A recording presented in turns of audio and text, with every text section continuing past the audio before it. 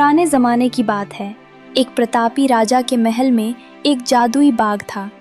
उस बाग में सबसे अनमोल चीज थी सोने के सेबों वाला पेड़। राजा ने इसकी सुरक्षा के लिए कड़े इंतजाम किए थे। एक दिन जब मंत्री ने सेब गिने तो उसमें से एक सेब गायब था। तभी मंत्री दौड़ता हुआ राजा के पास आया और बोला, महाराज, गजब हो गया। आज जब मैंने सोने के सेब गिने तो उनमें से एक सेब कम है। क्या ये कैसे मुमकिन है? इतने पहरेदारों के बावजूद चोरी? मंत्री, पहरेदारों को बुलाओ। कुछ देर बाद पहरेदार आए। पहरेदार, तुम्हारी आंखों के सामने से सोने का सेब गायब हो गया और तुम्हें कानों कान खबर तक नहीं हुई। क्या तुम सब सो रहे थे? क्षमा करें महाराज, हम रात भर जाग रहे थे। हमने किसी को भी बाग के पास आते नहीं देखा। हमें खुद समझ नहीं आ रहा कि वो सेब कहाँ गया। तुम्हारी लापरवाही की कोई माफी नहीं है। अगर अगली बार ऐसा हुआ तो अंजाम बुरा होगा। मैं ऐलान करता हूँ कि जो कोई भी इस चोर को पकड़ेगा उसे मुंह मांगा इनाम दिया जाएगा। तभी वहां उपस्थित बड़ा राजकुमार राजा से बोला, पिताजी, आप चिंता ना करें। आज की रात मैं खुद बाग में पहरा दूंगा। मैं देखना चाहता हूँ कि वो कौन सा चोर है जो हमारी सुरक्षा को चुनौती दे रहा है। मैं उसे पकड़कर आपके सामने पेश करूंगा। शाबाश पुत्र, मुझे तुमसे यही उम्मीद थी। जाओ, आज रात बाग की जिम्मेदारी तुम्हारी है।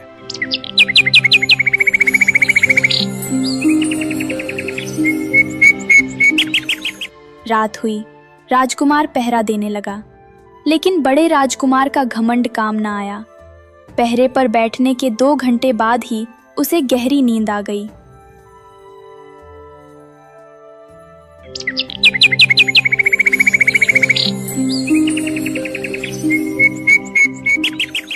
सुबह जब सेब गिने गए तो एक और सेब गायब था।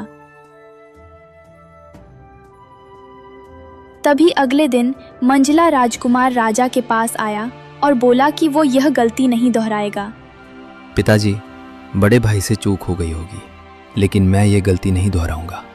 आज रात मैं पहरा दूंगा और उस चोर को रंगे हाथों पकड़ूंगा। ठीक है, तुम भी कोशिश कर लो, पर ध्यान रहे चोर बहुत चालाक है। अगली रात मंझला राजकुमार पहरा देने लगा, लेकिन नियति ने फिर वही खेल खेला।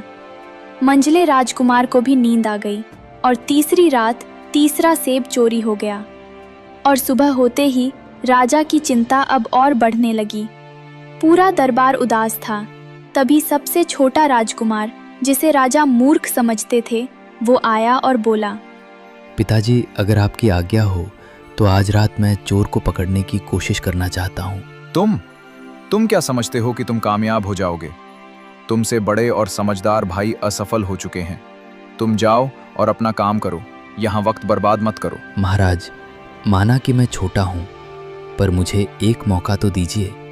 मैं वादा करता हूँ कि मैं अपनी आंखों की पलकें तक नहीं झपकने दूंगा। ठीक है, जब तुम मान ही नहीं रहे तो जाओ, देखूं तुम क्या करिश्मा करते हो। रात हुई और अब छोटा राजकुमार पहरा देने लगा।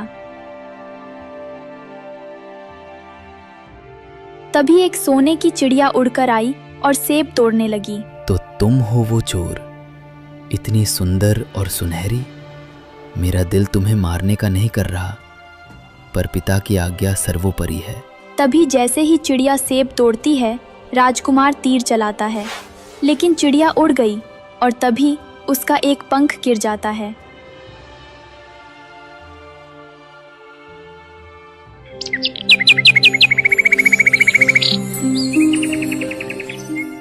सुबह होते ही छोटा राजकुमार चिड़िया का पंख लेकर राजा के पास दरबार में गया। पिताजी, ये चोर कोई मनुष्य नहीं बल्कि एक सोने की चिड़िया थी। क्या सोने की चिड़िया? क्या तुमने उसे मारने की कोशिश नहीं की? वह उड़ गई और उसी समय उसका ये पंख जमीन पर गिरा। इतना सुंदर पंख, वो भी सोने का। मुझे वो सुंदर चिड़िया चाहिए। तुम में से कोई उसे ढूंढ सकता है क्या?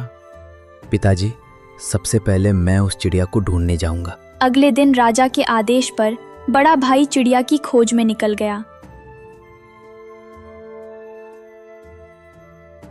और कुछ दूर जाने के बाद जंगल में उसे लोमड़ी मिली।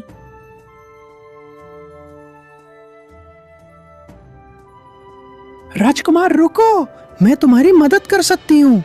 आगे 2 सराय मिलेंगी, तुम बद्दी वाली में रुकना, तभी चिड़िया मिलेगी। एक जंगली जानवर मुझे रास्ता दिखाएगा। हट यहाँ से, तेरी सलाह की मुझे जरूरत नहीं है। इतना सुनते ही लोमड़ी वहां से चली जाती है।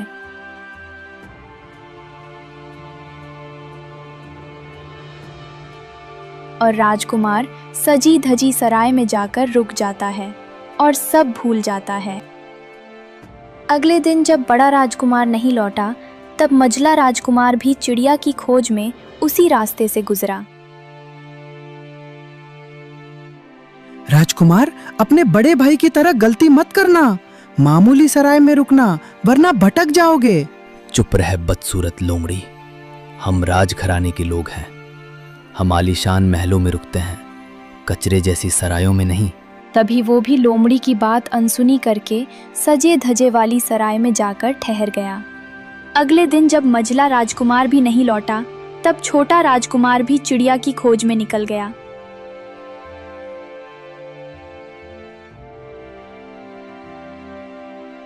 अंत में छोटा राजकुमार लोमड़ी से मिलता है।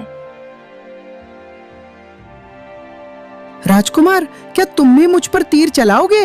नहीं मित्र, तुम बेजुबान हो और मुझे लगता है कि तुम कुछ कहना चाहती हो। बताओ, मैं तुम्हारी क्या सेवा कर सकता हूँ? तुम दयालु हो, मेरी सलाह मानो। आगे चमक धमक वाली सराय को छोड़ पुरानी सराय में रुकना। तुम्हारी सफलता वही छुपी है। ठीक है, जैसा तुम कहोगी मैं वैसा ही करूँगा। चलो मेरे पीछे पीछे, मैं तुम्हें वहां पहुंचा देती हूँ। जहां बड़े भाइयों ने अहंकार में आकर लोमड़ी का अपमान किया, वहीं छोटे राजकुमार ने विनम्रता दिखाई और लोमड़ी के साथ पुरानी सराय में चल गया। सराय में रात बिताने के बाद छोटा राजकुमार सुबह सुबह अपनी यात्रा पर निकलता है। कुछ ही दूर जाने पर उसे झाड़ियों के पीछे से वही लोमड़ी बाहर आती हुई दिखती है। सुप्रभात राजकुमार, मुझे खुशी है कि तुमने मेरी सलाह मानी और उस पुरानी सराय में रुके। तुम्हारी यही समझदारी तुम्हें मंजिल तक ले जाएगी। क्या तुम आगे बढ़ने के लिए तैयार हो? सुप्रभात मित्र। हाँ, मैं पूरी तरह तैयार हूँ। बस अब तुम मुझे रास्ता बताओ कि वो सोने की चिड़िया मुझे कहाँ मिलेगी। मैं उसे जल्द से जल्द अपने पिता के पास ले जाना चाहता हूँ।